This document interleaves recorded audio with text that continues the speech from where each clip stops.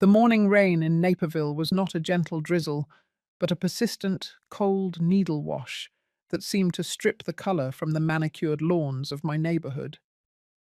I stood in my kitchen, the heart of the home I had shared with Thomas for 35 years, feeling a strange, hollow lightness in my chest as I zipped my travel bag.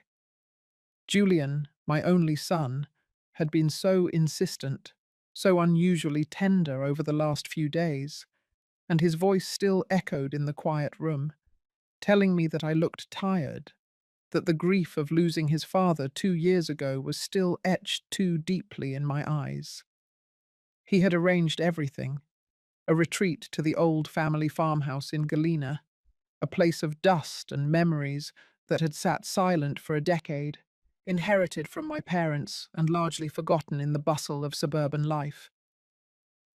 "Go enjoy the old house, Mum," he had whispered as he kissed my cheek the night before, his eyes shimmering with a fervour I mistook for filial love. "You need the quiet of the country to find yourself again. Eleanor and I will take care of everything here.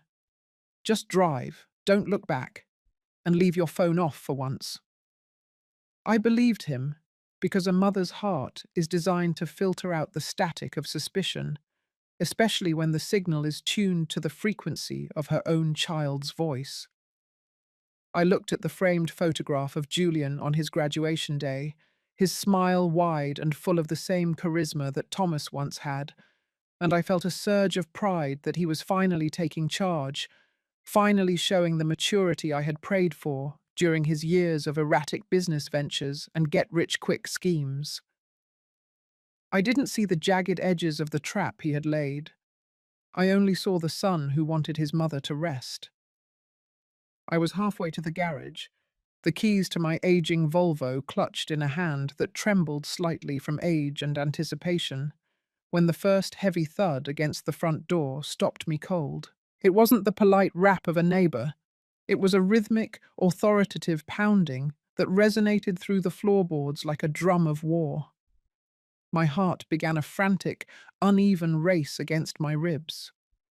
I moved toward the foyer, peering through the sidelight, and the sight that met me was a cold, jagged shard of reality that shattered my peaceful morning. 3 men stood on my porch, their frames clad in dark, rain-slicked windbreakers, with bold yellow letters across the back that read FBI. Behind them, 2 local police cruisers sat at the curb, their lights silent, but their presence absolute. I opened the door, the cold air rushing in to meet the warmth of my home, and a man with eyes like grey flint stepped forward, flashing a gold badge that caught the dim morning light. "Margaret Sullivan?" he asked, his voice a flat, clinical rasp. I nodded, my tongue suddenly a heavy, dry stone in my mouth. "I'm Special Agent Miller with the Financial Crimes Division. We have a federal warrant for the seizure of this property and a summons for your immediate questioning regarding a multi-state bank fraud and money laundering scheme involving Sullivan Global Holdings." The words didn't make sense.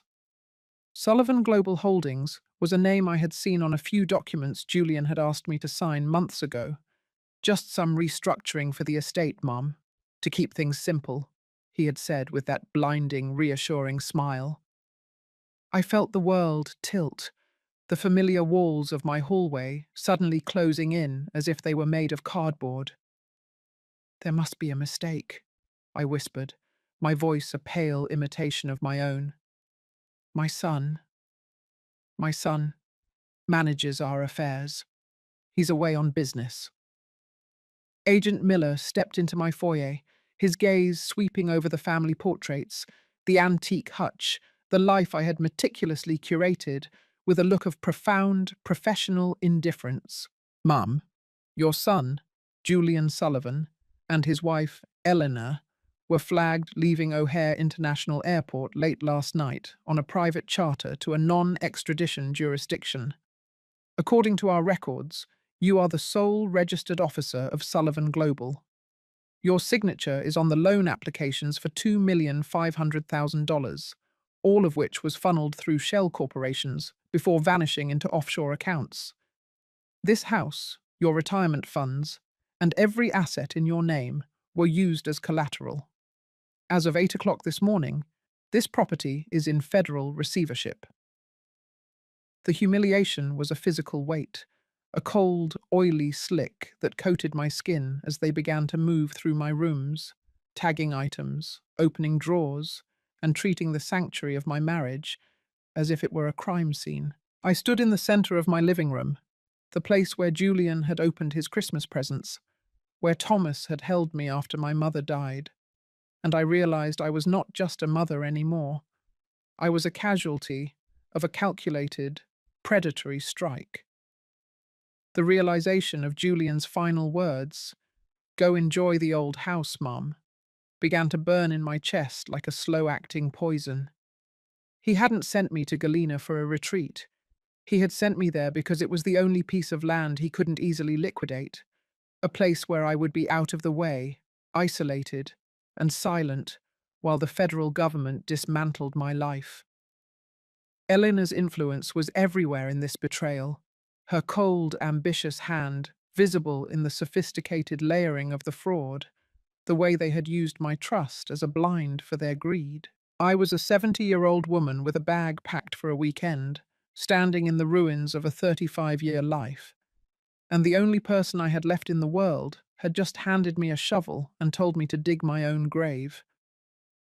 The drive to Galena was a blur of grey highway and the rhythmic, mocking swipe of the windshield wipers. I drove because I had nowhere else to go. The federal agents had allowed me to take my car and one suitcase, their mercy a chilling reminder that I was now a person of interest in a criminal investigation, my bank accounts frozen, my credit cards useless pieces of plastic. As the skyscrapers of Chicago faded into the rolling, desolate hills of rural Illinois, the silence in the car became an unbearable roar. Every mile took me further from the woman I used to be, the respected librarian, the neighbor, the friend, and closer to the inmate 4192 I feared I would soon become. I thought of the countless times I had bailed Julian out of his minor setbacks, the times I had silenced Thomas's doubts by telling him that Julian was just a late bloomer, that he just needed one big break. I had funded his delusions with my silence, and now that silence had cost me my soul. I reached the farmhouse in the dying light of the afternoon. The structure sat at the end of a long, overgrown gravel drive, its white paint peeling like dead skin, the porch sagging under the weight of a decade of neglect. It was a skeletal remains of my childhood, a place that smelled of damp wood, mouse droppings, and the heavy, stagnant scent of things left to rot. I stepped inside, the floorboards groaning under my feet as if protesting my return. There was no power, the lines having been cut years ago, and the air inside was colder than the rain outside. I moved through the kitchen, my breath blooming in white puffs in the dim light, and I saw the rusted hand pump over the sink, the cracked linoleum, and the shadows that seemed to pool in the corners like spilled ink. I was 78 years old, and I was starting over in a tomb. As night fell, thick and absolute, I huddled in my wool coat on an old moth-eaten sofa in the living room, the only light coming from a single battery-powered lantern I had found in my trunk. The silence of the country was not peaceful. It was a predatory thing, a vast, echoing emptiness that amplified the voices in my head. I kept hearing Julian's laughter from his wedding day, the way Eleanor had looked at the house in Naperville, with a proprietary glint in her eyes even then, and the subtle way she had begun to criticize my old-fashioned ways, my unnecessary attachment to Thomas's things. They had played the long game, eroding my confidence, feeding my grief until I was too tired to read the fine print, too eager for their approval to question the documents they slid across the dinner table. My own son had looked me in the eye and used the memory of his father to facilitate a theft that would leave me destitute and potentially imprisoned. I felt a surge of incandescent fury, a white-hot spark in the center of my hollowed-out chest that the cold couldn't extinguish. I was Margaret Sullivan, a woman who had managed a city library system, who had raised a child on a librarian's salary, who had stood by her husband through 3 bouts of illness, and I would not be buried in this dirt. I remembered Thomas's voice, his quiet strength, and the way he always said that information was the only true currency in a world of thieves. Julian and Eleanor had made a critical mistake.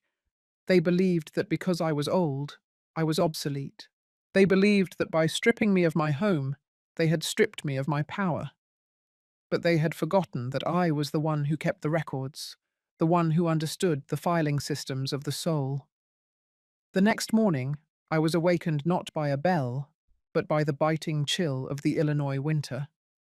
I performed the mandatory tasks of survival, washing my face with ice-cold water from a jug, eating a dry granola bar from my bag, with a mechanical, military efficiency. I began to search the house, not for comfort, but for leverage. This farmhouse had been in my family for 4 generations, a masterpiece of rural resilience, and my father had been a man of hidden compartments and quiet contingencies. I climbed the stairs to the attic, the air thick with the dust of a century, and I began to move the trunks of old clothes and forgotten tools. My hands, gnarled by age but steady with purpose, searched for the one thing I knew my father would have kept, the ledger of the deep earth. I found it behind a loose stone in the chimney breast, a small, heavy iron box, rusted at the hinges but still defiant. Inside were not jewels or cash, but something far more lethal to Julian's plans: the original land grants and a series of mineral rights surveys conducted 50 years ago. My father had discovered a vein of rare earth minerals on a small, detached 10-acre plot near the Mississippi River, a piece of land that had been lost in the tax records because of a clerical error in the 1960s. Julian, in his frantic greed to seize the primary estate and the suburban equity, had missed this. He hadn't bothered to look at the worthless rural holdings in their entirety. This land was legally mine, unencumbered by the federal lien, because it had never been declared as part of the Sullivan Global Collateral. It didn't exist on any modern spreadsheet. As I stared at the yellowed maps, the realization began to bloom. I was not a victim in a concrete box.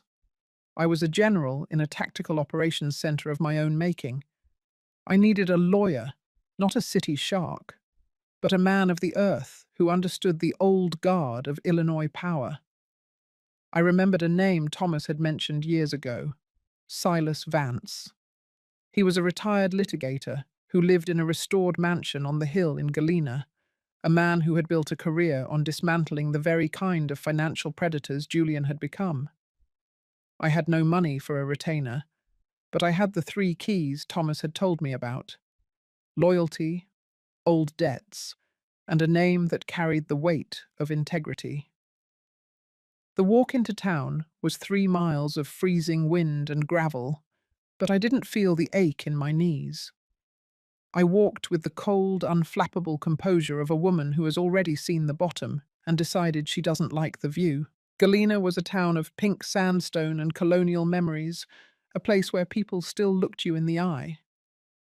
I found Silas Vance's office, a quiet, mahogany-scented sanctum that smelled of old leather and tobacco, much like the library Thomas had loved. Silas was a man in his late 70s, with kind, tired eyes that had seen too much and a posture that remained impeccably upright. "Mrs. Sullivan," he said as I placed the iron box on his desk, my fingers blue from the cold but my gaze level. "I've read the news. The city papers are calling you the architect of the Naperville fraud. They say you've been hiding out here, waiting for the storm to pass." I sat in the uncomfortable wooden chair across from him and leaned forward. "Mr. Vance, I am a 78-year-old librarian whose son just used her life as a human shield. I am not hiding. I am preparing a counterstrike. I opened the box and slid the mineral rights survey toward him. Julian Sullivan thinks he has neutralized me. He thinks he has won $2.5 million and my silence. He is dangerously mistaken. Silas adjusted his glasses, his expression moving from professional distance to a sharp, burning interest as he reviewed the documents. Do you know what this is, Margaret? These aren't just old surveys. This is the deed to a strategic resource that the state has been trying to locate for a decade for their green energy initiative. If this land is where these maps say it is, its value dwarfs the debt your son has incurred. He looked up, and for the first time, I saw a flicker of the legal titan he had once been. They believe you are defeated, isolated, and broken. We need to let them believe that. We need Julian to be overconfident. He leaned back, his fingers interlaced over the file. For the next 2 weeks, you will live in that farmhouse. You will be the defeated widow the prosecution expects to see. But you will not be alone. I have a direct line to the U.S. Attorney's Office in Chicago, a man who owes his career to a favor your husband, Thomas, once did for his father. We are going to turn your son's, Sullivan Global, into a federal wire fraud trap that will decimate him and that viper he married. He pushed a clean notepad and a pen across the desk. Start by writing down every conversation, every signature Julian streamlined, and every offshore account Elena mentioned. We aren't just clearing your name, Margaret. We are reclaiming your life. I took the pen, the weight of the injustice and the relief of the unexpected alliance coalescing into a single, burning purpose. I walked back to the farmhouse as the sun began to peek through the grey clouds, a promise of a light that was coming to expose the darkness. My son believed he had buried me in the past, but he had only planted me in the one place where I knew how to grow. The war for my soul, for Thomas's legacy, and for the truth had officially begun. I closed the door of the old house, and for the first time in years, the sound of the lock clicking into place didn't feel like a prison. It felt like a tactical choice. The cold in the Galena farmhouse was a living thing, a sharp, invasive presence that seeped through the cracks in the window frames and settled into my marrow like a permanent resident. I wrapped myself in Thomas's old wool hunting coat, the one that still held a faint, heartbreaking scent of cedar and the peppermint candies he used to keep in his pockets for Julian. Sitting on the edge of the sagging mattress in my childhood bedroom, I watched the rhythmic dance of dust motes in a single pale shaft of September sunlight that pierced the grime of the window. Julian had told me to find myself here, but all I found were the echoes of the woman I used to be and the terrifying shadow of the man he had become. My mind, fueled by hunger and the stinging clarity of betrayal, began to drift backward, unspooling the thread of our lives to find the exact moment the rot had set in. I remembered Julian as a toddler, his small, warm hand tucked into mine as we walked through the stacks of the library, his eyes wide with wonder at the rows of books he thought were doors to other worlds. We had given him everything, not out of wealth, but out of a desperate, sacrificial love that Thomas and I wore like armor. I recalled the nights I stayed up until 2 in the morning, my eyes burning under the glow of a single lamp, mending uniforms and sewing costumes, so he would never feel the sting of our modest means. Thomas had worked double shifts at the Transit Authority, his large hands calloused and stained with oil, just to ensure that Julian's college fund was a solid, untouchable promise. We believed that by shielding him from the wind, we were teaching him how to stand. Instead, we were only ensuring he never learned the value of the ground beneath his feet. The silence of the farmhouse was occasionally broken by the structural groans of the settling wood, sounds that I once found comforting, but now felt like the ticking of a countdown clock. I thought of the day Julian brought Elena home to Naperville. She was polished, sharp-edged, and radiated an ambition that felt like a cold draft in our warm living room. She looked at our comfortable, lived-in furniture with a clinical, evaluating gaze, as if she were already mentally listing the items for a garage sale. Eleanor didn't just walk into Julian's life. She colonized it, subtly eroding the foundations of his character, until he viewed Thomas's integrity as a burden and my devotion as a resource to be exploited. I remembered the first time Julian asked me to co-sign a minor business credit line. I had hesitated, feeling a prickle of intuition in my bones, but he had looked at me with Thomas's eyes and told me he just needed a bridge to the future. I signed because I wanted to believe in his dreams, and because Elena was standing behind him, her smile a masterpiece of predatory reassurance. That single signature was the first drop of blood in the water, and they had been circling ever since, waiting for the moment I was most vulnerable, the moment Thomas's heart finally gave out. Hunger has a sound that no one else hears, a hollow, scratching silence that grows from within until it consumes your ability to think of anything but the next bite. I had been eating only hard bread and small portions of canned soup for 3 days, hoarding my meager supplies like a prisoner of war. Every time my stomach cramped, I thought of Julian and Eleanor at some luxury resort, drinking champagne that cost more than my monthly property taxes, laughing about the old-fashioned mother who was currently rotting in the woods. The humiliation was a bitter, metallic taste in my mouth. I had spent 40 years building a reputation of dignity and service, only to be branded a federal criminal by the one person I would have died to protect. The townspeople in Galena, usually kind, now looked away when I walked to the local market to buy my single loaf of bread. I was no longer Maggie Sullivan, the librarian. I was the Sullivan fraud, a cautionary tale whispered over morning coffee in the pink sandstone buildings downtown. In the long, freezing nights, I huddled in the dark, the battery-powered lantern casting long, distorted shadows on the peeling wallpaper. I began to treat my isolation as a tactical discipline. If I were truly the architect of a fraud, I would be planning my next move, and Julian's greatest mistake was assuming that my age had robbed me of my sharpness. I spent hours in the attic, going through the old ledger I had found, my fingers tracing my father's meticulous handwriting. He had been a man who prepared for the lean years, a man who understood that loyalty was a debt that must eventually be settled. The maps of the mineral rights were not just paper, they were a roadmap to my resurrection. I began to memorize the names of the stakeholders, the geographical coordinates, and the legal language of the old land grants. I wasn't just a mother mourning a betrayal.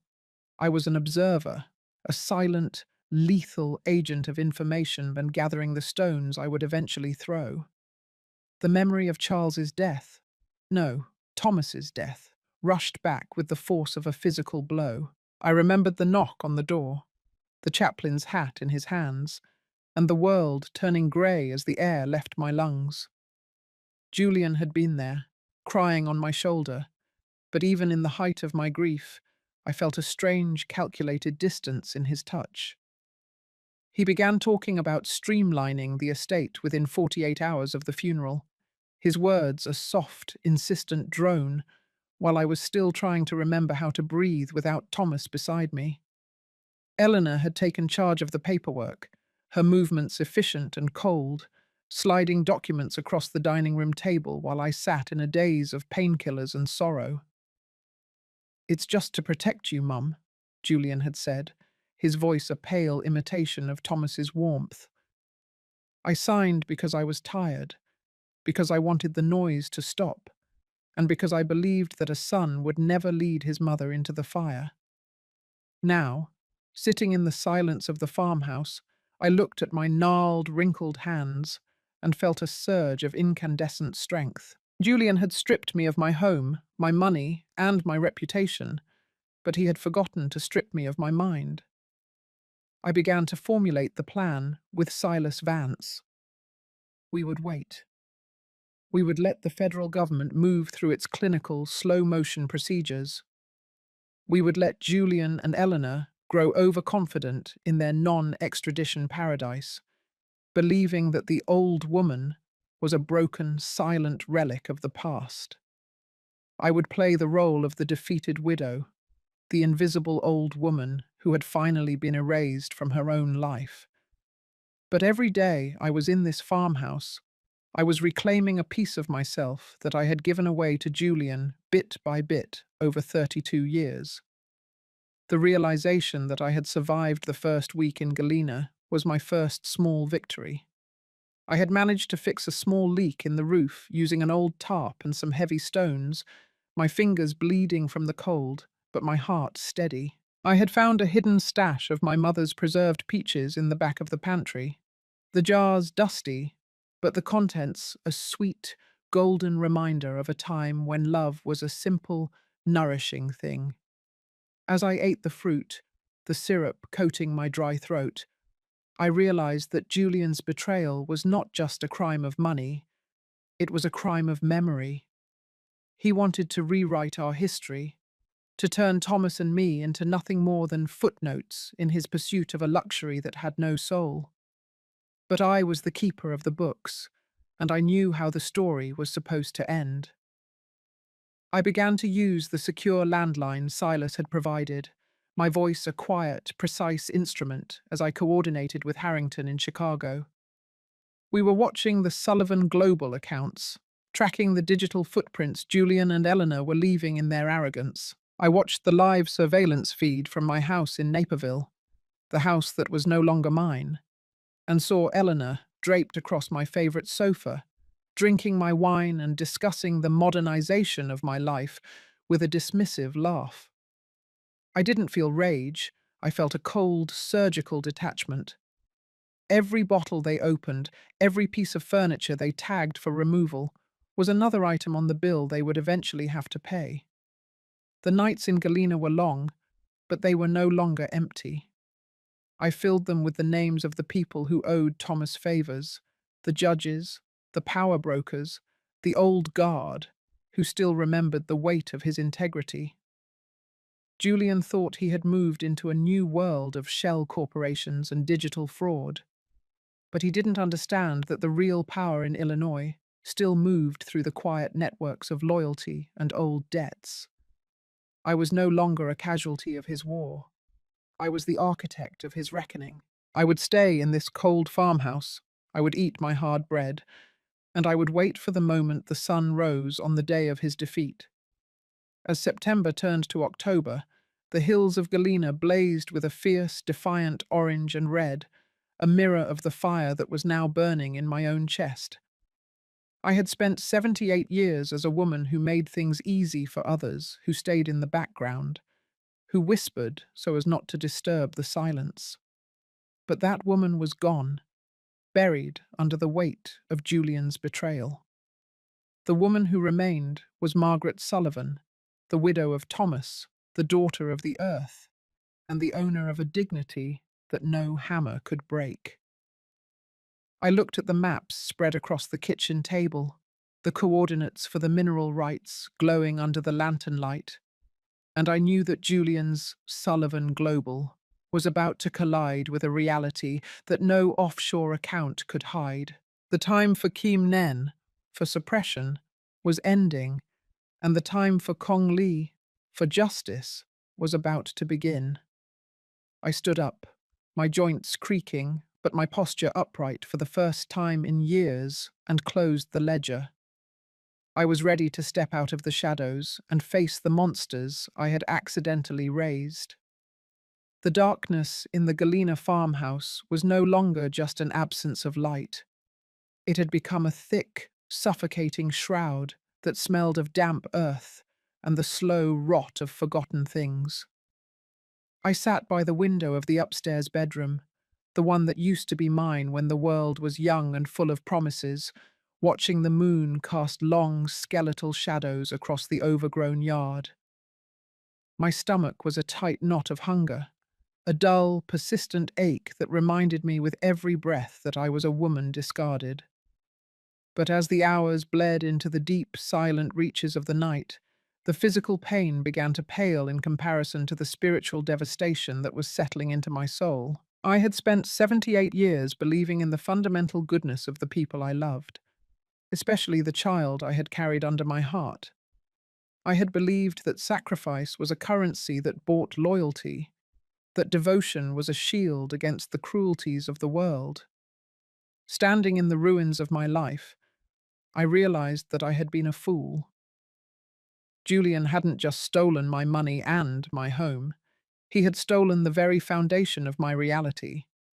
He had looked at my aging face, saw the love I held for him, and used it as a blueprint for my destruction. The silence was broken by the frantic scratching of a mouse behind the wainscoting, a sound that felt like the gears of a trap closing around me. I thought of the documents Silas Vance had shown me earlier that day, the bank records he had managed to obtain through his unofficial channels. They were a roadmap of depravity. Julian and Eleanor hadn't just taken a loan, they had engaged in a systematic liquidation of my existence. They had sold my jewelry, pieces Thomas had given me for anniversaries, items that held the weight of decades of shared whispers and quiet laughter. They had emptied the small savings account I had kept for my granddaughter's college fund. But the crowning blow, the one that felt like a cold blade through my ribs, was the discovery that they had used my identity to secure a high-interest bridge loan from a private equity firm that was little more than a front for a criminal syndicate. My son hadn't just put me in debt. He had made me a debtor to monsters. I leaned my head against the cold glass of the window, the condensation from my breath blurring the outside world. I remembered Julian's 8th birthday. He had wanted a bicycle more than anything in the world, a red Schwinn that cost more than Thomas and I could afford in a month of Sundays. We had skipped meals, worked extra hours, and saved every penny to see the look of pure, unadulterated joy on his face when he saw it parked by the tree. That boy, the one with the scraped knees and the bright, hopeful eyes, was gone. In his place was a man who viewed his mother's survival as an inconvenient overhead cost. I felt a wave of nausea wash over me as I realized that the vacation he had sent me on was intended to be my final act. He had expected the cold, the isolation, and the sheer weight of the humiliation to break my heart, literally. He didn't want me to fight back. He wanted me to fade away in the shadows of this old house, so that he and Eleanor could move on to their next conquest, unburdened by the living ghost of their greed. The humiliation of being inmate 4192 in waiting was a bitter pill that I swallowed every morning with a sip of tepid water.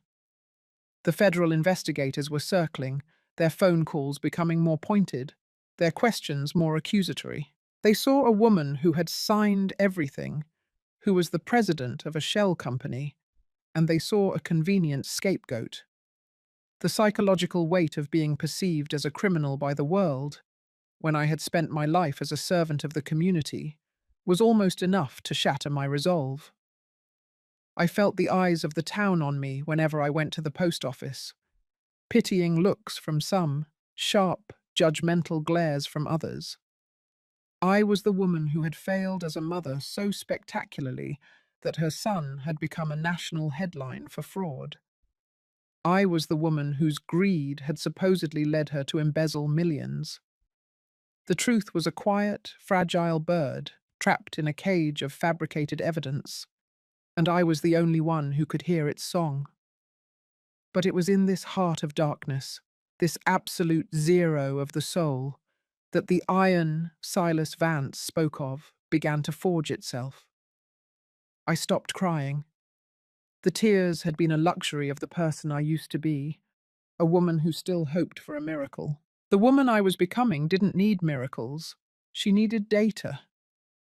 I spent my nights in the attic, the light of my lantern flickering against the rafters, going through every scrap of paper I had brought from Naperville. I began to find the patterns. Elena's handwriting was on the sticky notes attached to the most damning documents. Julian's distinctive, rushed signature was always paired with a date when I was known to be elsewhere, attending a garden club meeting, visiting a friend in the hospital, or at the cemetery with Thomas. They were arrogant.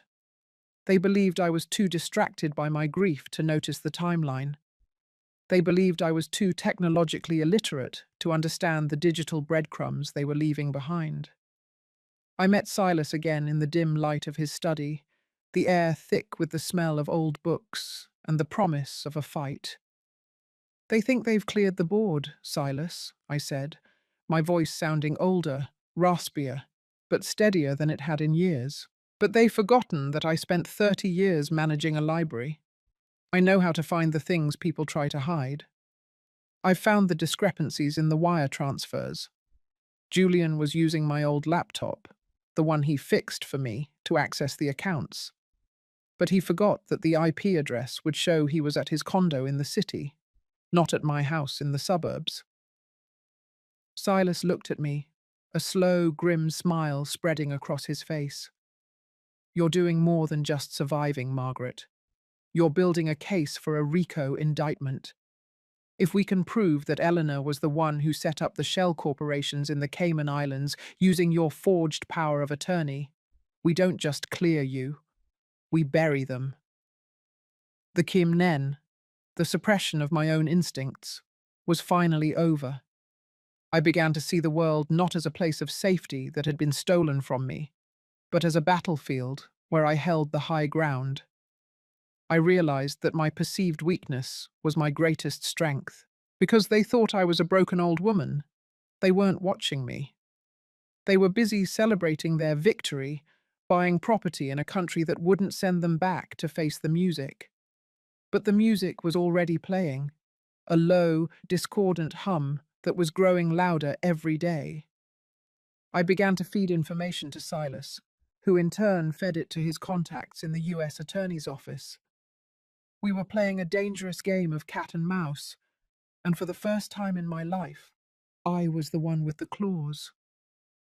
One night the phone rang, a burner phone Silas had given me. It was Julian. His voice was smooth, dripping with a false, oily concern that made my skin crawl. "Mom, how are you doing out there? I know it's tough, but Elena and I are working so hard to clear this all up. Just stay put, okay? Don't talk to any lawyers. Don't make things worse for us. We'll be there to get you as soon as the heat dies down." I stayed silent for a long moment, listening to the sound of his breathing, the sound of the child I had once rocked to sleep.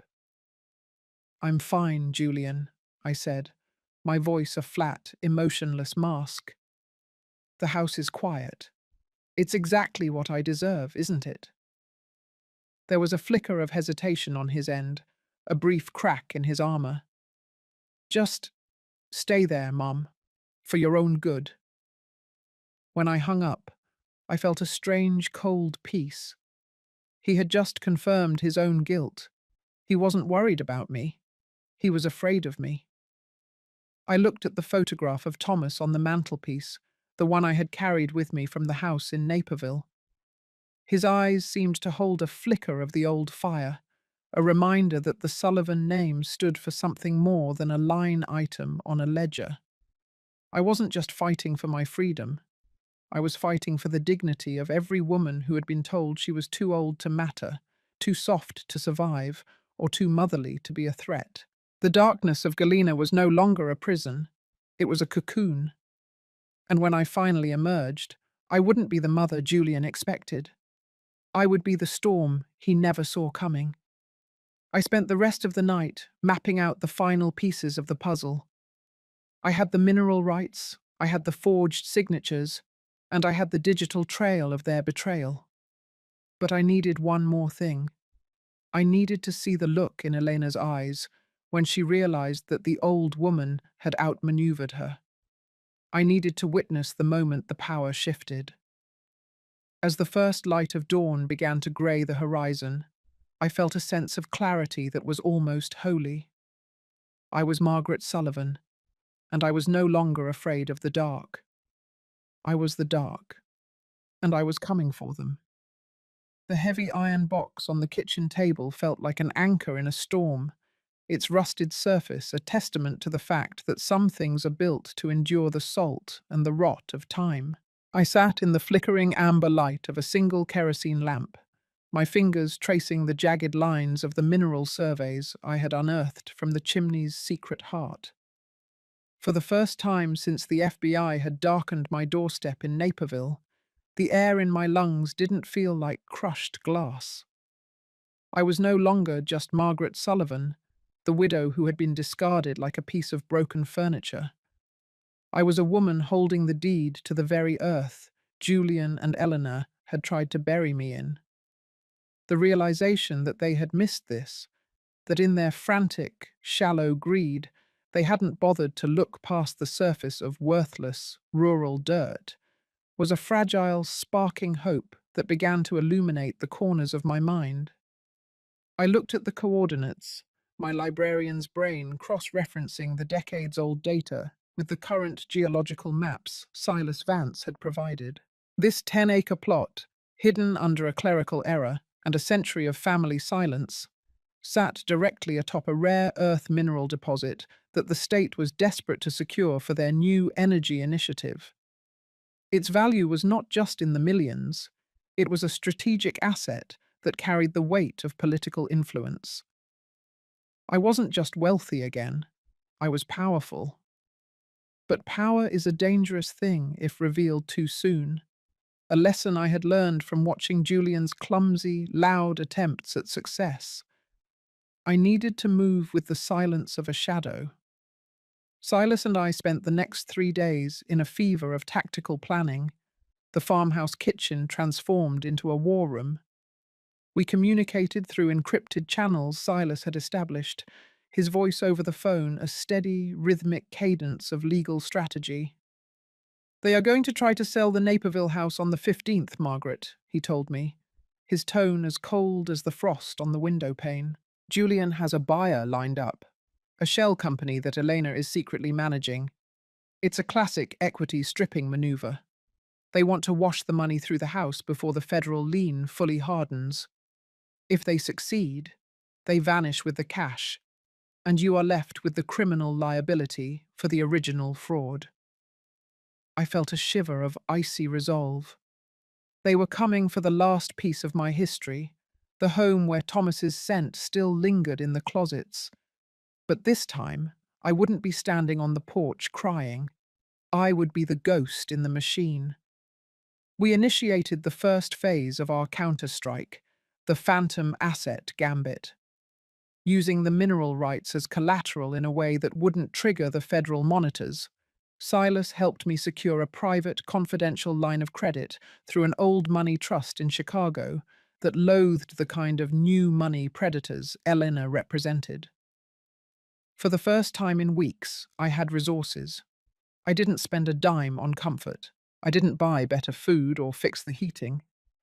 I stayed in the cold, wearing my layers of wool, fueling my body with the bare minimum. I needed the world, and most importantly, I needed Julian to see me as the broken, destitute woman they had created. I needed the FBI surveillance to record me as a harmless relic of a bygone era. I spent my days walking the perimeter of the farmhouse, head bowed, shoulders slumped, playing the role of the defeated mother to perfection, while beneath my coat I carried a high-end recording device and a tablet that Silas had taught me to use to monitor the digital movement of Sullivan Global. The psychological toll of this double life was a heavy, suffocating weight. Every time I looked in the mirror, I saw a stranger, a woman with eyes of flint and a heart that was hardening into something unrecognizable. I thought of the nights I had spent rocking Julian through his fevers, the way I had defended his every mistake as growth, and the way I had allowed my love to blind me to the predator he was becoming. The pain of that realization was a sharp, jagged edge that I used to keep myself awake. I wasn't just fighting for my house, I was fighting to reclaim my own judgment.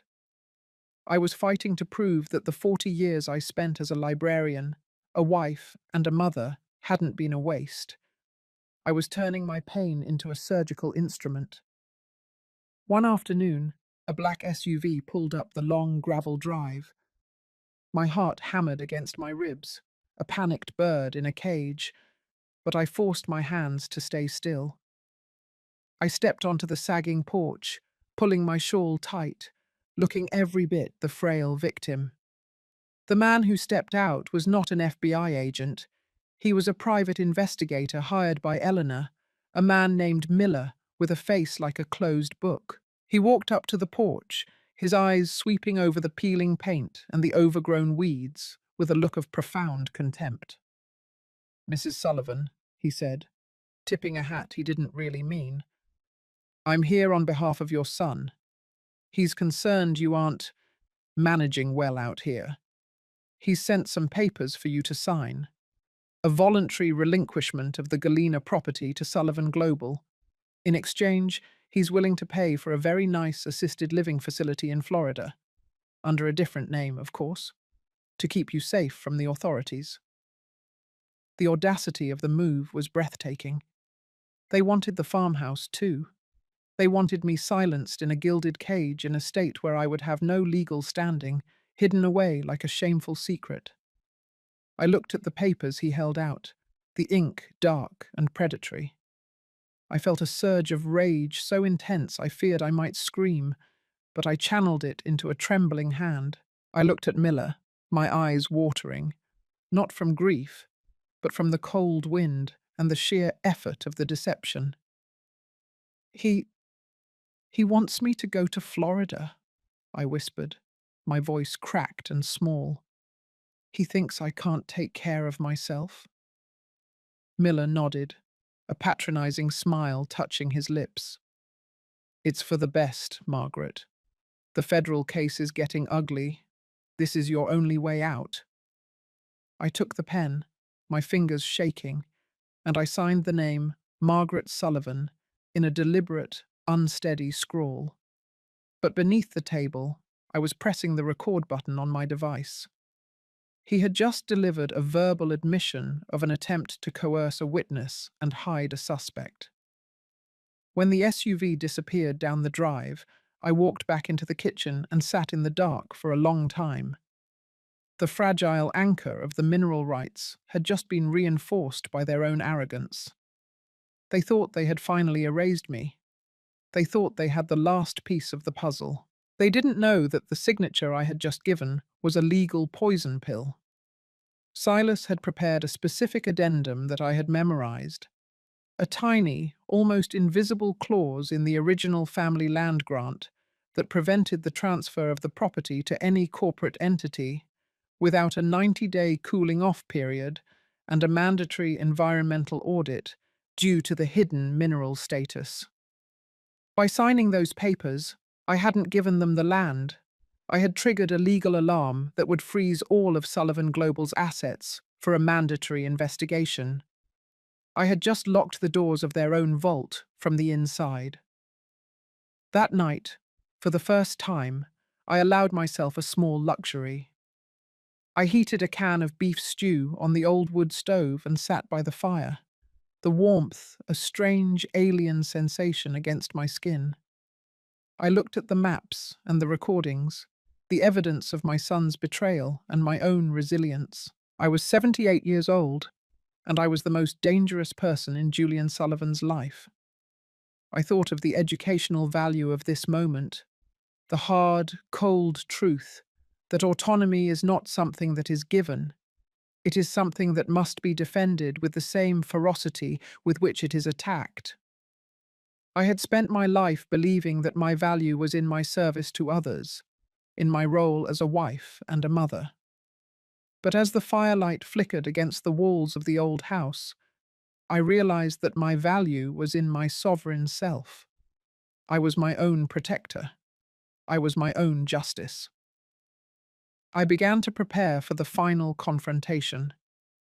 Silas was coordinating with a contact in the U.S. Attorney's office, a woman named Detective Sarah Jenkins, who had been looking for a way to crack the Sullivan global shell for months. We were no longer just two old people in a farmhouse. We were the center of a federal sting operation.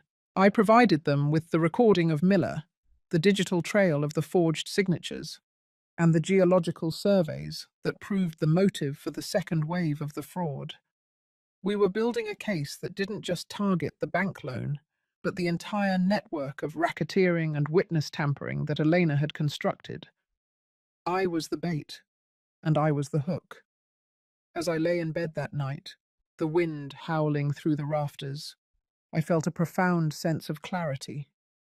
The path back to my life in Naperville was gone, and I realized I didn't want it back. That life had been built on a foundation of blind trust, and a silence that had allowed a monster to grow in my own home. This cold, hard, authentic life in Galena, this was where I belonged. This was where the Iron Margaret had been born. I closed my eyes, and for the first time in months, I slept without dreaming of the FBI or the handcuffs. I dreamed of the deep earth, of the minerals that had waited 50 years for me to find them, and of the sun that would soon rise on the day of my reckoning. The next morning, I woke up before the sun. I walked to the edge of the property, looking out over the hills of Illinois, the land that my father and his father had worked. I felt a deep ancestral strength flowing through me. Julian and Eleanor had tried to use the old house as a dumping ground for a mother they no longer valued.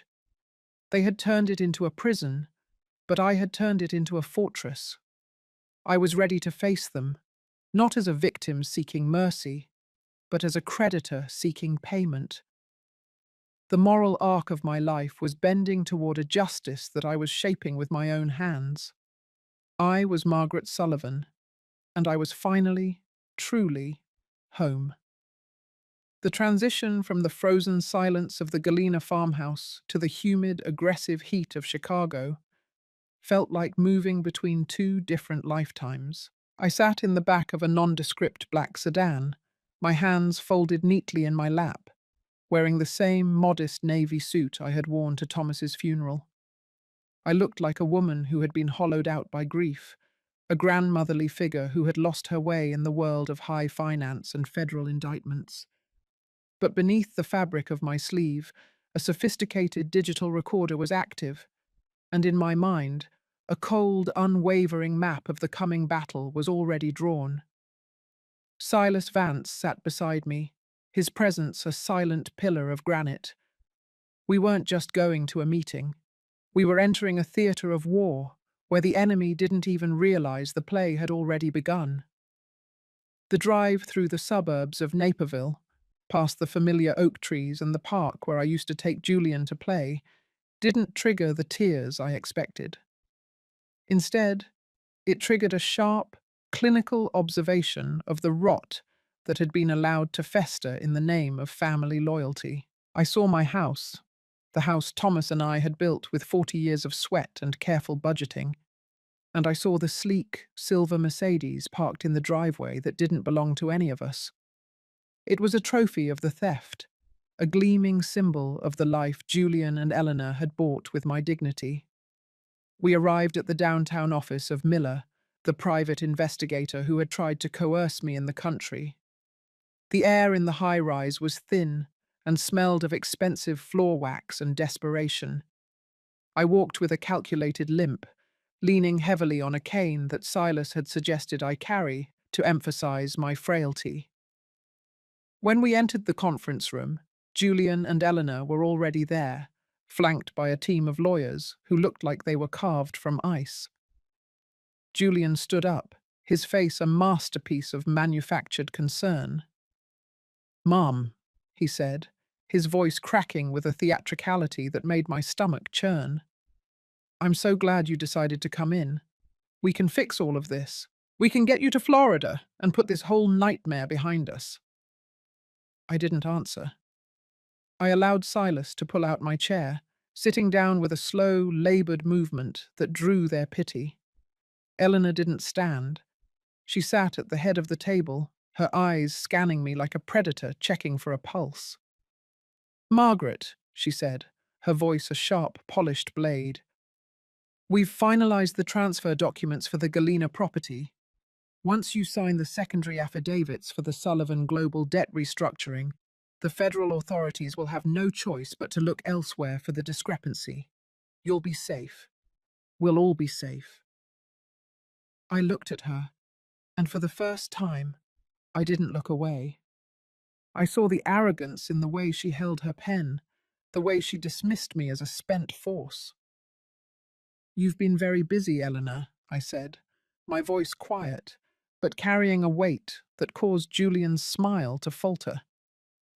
$2,500,000 is a lot of money to move in 90 days, sir. It must be exhausting, keeping track of all those shell companies in the Caymans while trying to decide which assisted living facility to dump your mother-in-law in. The room went silent. The lawyers shifted in their seats, their professional masks cracking. Julian's face went pale, the tan from his business trip suddenly looking like a cheap orange stain. Mum, what are you talking about? You're confused. The stress of the farm. I reached into my bag and pulled out a stack of documents, sliding them across the polished mahogany table with a steady, deliberate hand. I'm a librarian, Julian. I've spent my life organizing information. Did you really think I wouldn't notice that the IP addresses used to forge my digital signature on the bridge loans originated from your condo while I was at your father's graveside?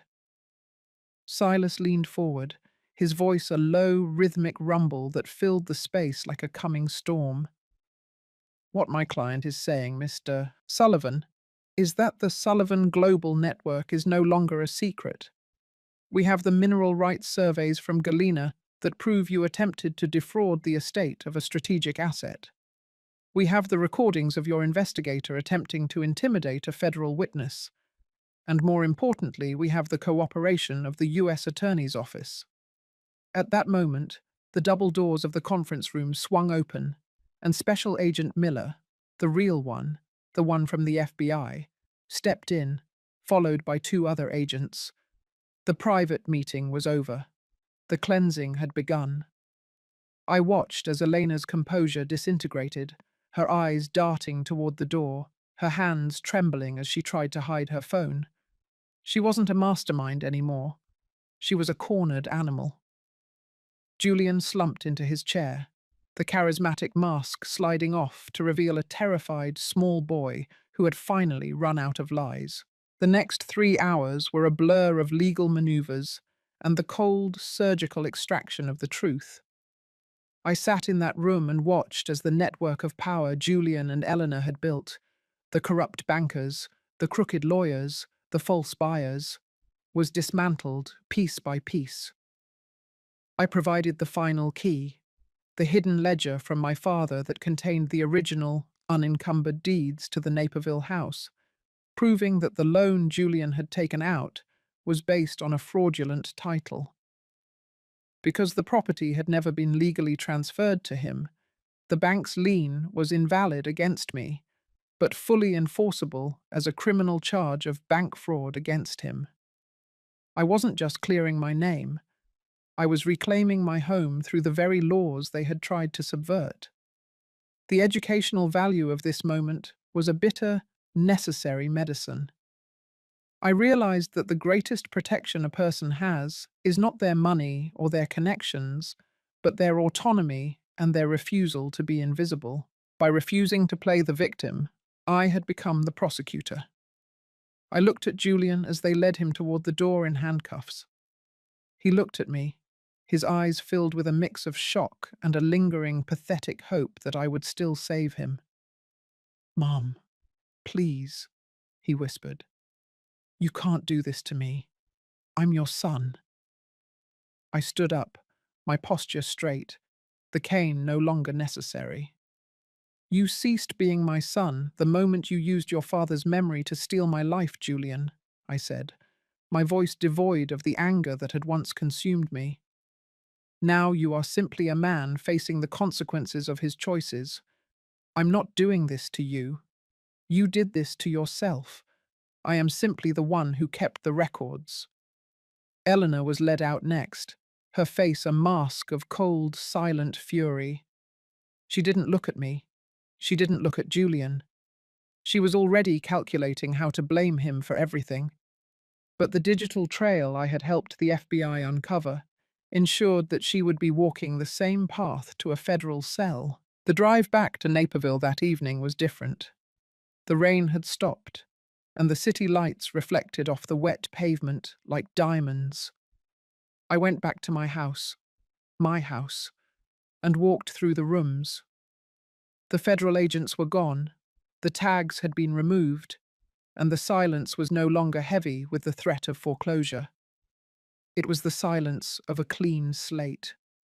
I walked into the kitchen and saw the bottle of wine Eleanor had been drinking, the one I had saved for a special occasion.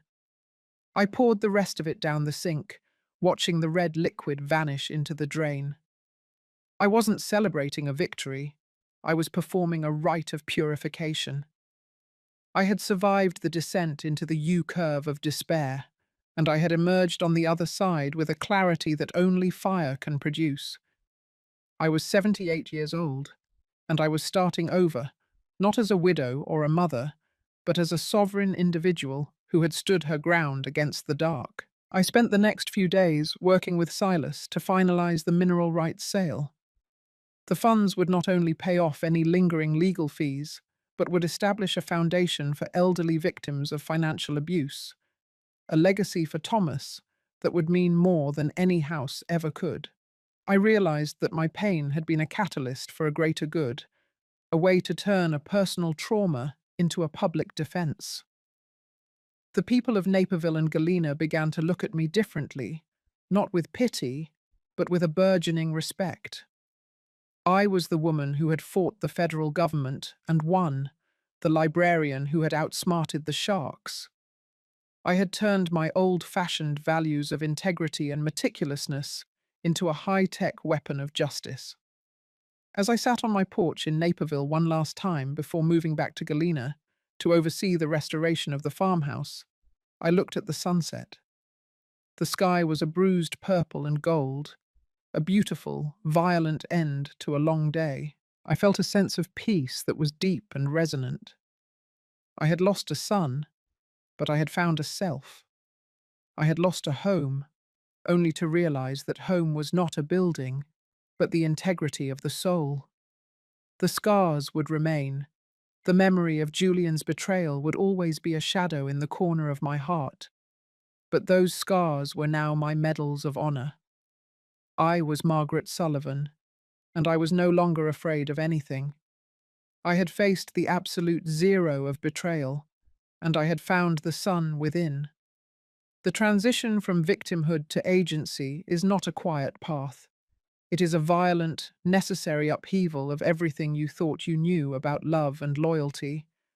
For 40 years, I believed that my role was to absorb the blows for those I loved, to be the soft place for Julian to land. But in the cold light of the Galena farmhouse, I learned that true love requires the strength to say no, and true loyalty is to the truth, not to a person who hides from it. By holding Julian accountable, I was performing the ultimate act of motherhood. I was finally forcing him to grow up, even if it was behind a set of iron bars. I was reclaiming the power of my own narrative, writing an ending that wasn't about a mother's broken heart, but about a woman's unbreakable will. I looked at the framed photograph of Thomas one last time. I felt like he was smiling, not because I had won, but because I had stood up. I had defended the name he had given me, and I had defended the life we had built together. I closed the door to the Naperville house and turned the key, the sound a final, satisfying click. I was going back to the country, to the dirt and the minerals and the honest labor of restoration. I was going back to the old house, and this time I wasn't a prisoner. I was the owner.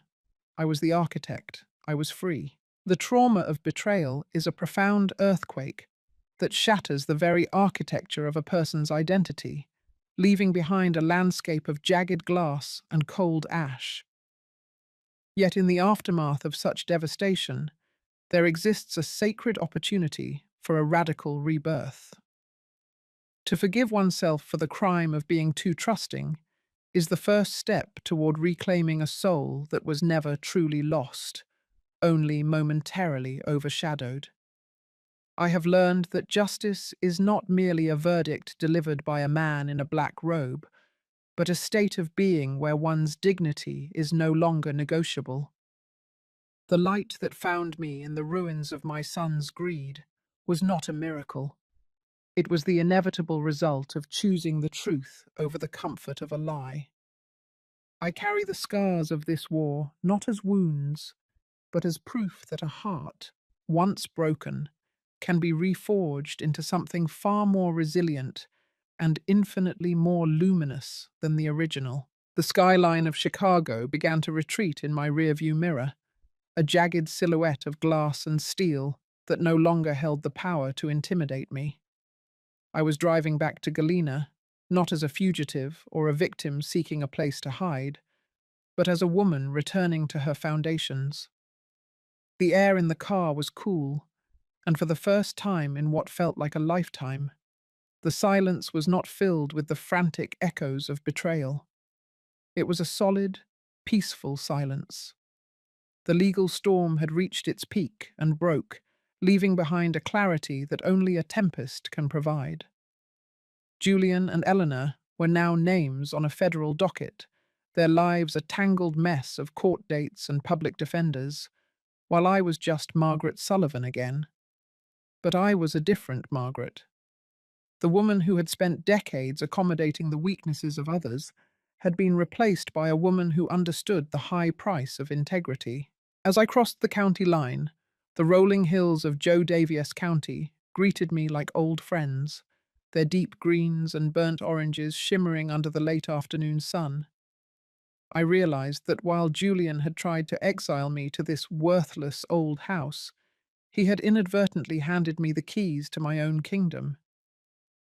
The restoration of the farmhouse became my daily meditation. I didn't hire a massive crew to swoop in and erase the history of the place with granite countertops and sterile lighting. Instead, I worked with Silas Vance to find local craftsmen who understood the language of old wood and limestone. Every morning, I would wake up to the sound of hammers and the scent of fresh pine, a sensory reminder that something broken could be made whole again if given enough time and care. I spent my days in the garden, pulling weeds that had choked the soil for a decade, feeling the dark, rich Illinois earth under my fingernails. It was a grounding labor, a physical manifestation of the mental weeding I was doing within myself. I was digging up the roots of guilt, the stubborn vines of what if, and the thorns of a mother's misplaced shame. I began to understand that I couldn't be responsible for the character of a grown man, even if I had been the one to teach him his first words. Julian had chosen his path, and by allowing the law to take its course, I had finally stopped being an accomplice to his destruction. The news of the mineral rights sale hit the local papers a month later, but the architect of the fraud headlines had been replaced by something far more meaningful. The Sullivan Dignity Fund was officially established, a foundation dedicated to providing legal and financial protection for the elderly against predatory family members. I sat in Silas's office as we signed the final papers, the sunlight pouring over the mahogany desk. "You've done more than just save yourself, Margaret," Silas said, his eyes reflecting a deep professional respect. "You've built a lighthouse for people who are currently drowning in the same sea you were in." I looked at the pen in my hand, the same hand that had once trembled when Julian asked for a signature, and I felt a profound sense of closure. The $2,500,000 that had been the source of so much pain was now being converted into a shield for others. My father's secret ledger had become a testament to the fact that the earth beneath our feet holds more than just minerals. It holds the legacy of our ancestors' resilience. Winter arrived in Galena with a fierce, quiet beauty. The farmhouse, now sturdy and warm, stood against the howling winds like a sentinel. I spent the long evenings by the fireplace, reading the books I had saved from the Naperville house, the ones that held the memories of Thomas. I found a letter he had tucked into an old edition of Whitman's poetry, a short note written years ago when Julian was still a teenager. Maggie, it read in his steady, slanted script, never forget that you are the anchor. The waves will come and the wind will blow, but as long as you know where the shore is, we will never be lost. I held the paper against my chest, the tears finally coming. Not the hot, stinging tears of betrayal, but the soft, healing rain of a grief that had finally found its peace. Thomas had seen the strength in me long before I was forced to find it myself. I wasn't an anchor because I held things down. I was an anchor because I stayed true to the bottom when everything else was drifting. One afternoon, a letter arrived from the Federal Correctional Facility where Julian was awaiting final sentencing. I stared at the envelope for a long time, the handwriting familiar and yet so distant. I didn't open it immediately. I made myself a cup of tea, sat by the window, and watched the snow blanket the fields. When I finally broke the seal, the words inside were a desperate plea for a character reference, a request for me to tell the judge about the boy he used to be. He spoke of Eleanor as the one who led him astray, the one who whispered the ideas into his ear. He was still hiding, still shifting the weight of his own soul onto someone else's shoulders. I picked up my own pen and wrote a single sentence in response. The boy you used to be is a memory I will always cherish, but the man you chose to become is someone I no longer know. I didn't send a reference. I didn't offer a lifeline. To do so would have been an insult to the journey I had just completed. I was no longer a soft place to land. I was the hard truth he needed to face. The community in Galena began to change around me as well. I was no longer the strange woman in the old house. I became a fixture at the local library, volunteering to organize their historical archives. I saw the way people looked at me now, not with suspicion, but with a quiet, appreciative curiosity. I was a woman who had faced the ultimate betrayal and didn't break. I began to host small gatherings at the farmhouse, inviting other women who had lost their husbands or felt invisible in their own lives. We talked about autonomy, about the law, and about the importance of keeping one's own keys. I realized that the education I had gained through my trauma was a gift I could share. I was teaching them that aging is not a process of disappearing, but a process of refining. We were like the minerals in the ground, compressed by time and pressure until we became something indestructible. As the first signs of spring began to peek through the melting snow, I took a walk to the edge of the property where the mineral plot sat. The state had begun its preliminary work, but they were doing it with a respect for the land that I had insisted upon in the contract. I stood on the ridge, looking out over the river, and I felt a lightness that was almost holy. My life in Naperville was a closed book, a beautiful story with a tragic middle and a triumphant ending. I didn't miss the suburban comforts or the social circles that had vanished the moment the handcuffs clicked. I preferred the cold, honest wind of the country and the company of people who knew the value of a hard-earned reputation. I had lost my home, my money, and my son, but in the ruins I had found Margaret. And Margaret was more than enough. The final legal hurdles were cleared by the time the lilacs began to bloom. The Naperville house was sold, the debts were settled, and the Sullivan Dignity Fund was thriving. I sat on my new porch, the wood smooth and warm under my feet, and watched the sunset paint the sky in shades of violet and gold. The scars were still there, of course, a permanent ache in my heart whenever I saw a mother and son laughing in the park. a sudden chill whenever I heard a voice that sounded like Elena's. But those scars didn't define me anymore. They were the topography of my survival, the map of a journey that had led me back to my own strength. I was 79 years old, and for the first time in my life, I was completely, unapologetically free. I had survived the U-curve of the soul, and the view from the other side was breathtaking. I looked at the old farmhouse, its white paint gleaming in the twilight, and I knew that it would stand for another 100 years. It had survived neglect, storms, and the attempt to turn it into a prison. It was a home again, and so was I. I walked inside, the floorboards offering a familiar, welcoming creak, and closed the door. I didn't lock it out of fear anymore. I locked it simply because I was the one who held the key, and I was the only one who decided who was allowed to enter my sanctuary. The story of the Sullivan fraud was over. The story of Margaret's rebirth was just beginning. I turned off the lamp and let the moonlight fill the room, a cool silver light that revealed everything exactly as it was meant to be. The journey through trauma is not a straight line, but a spiral that leads us deeper into ourselves than we ever thought possible. To face the betrayal of one's own blood is to stare into an abyss that threatens to swallow every good memory and every shred of hope.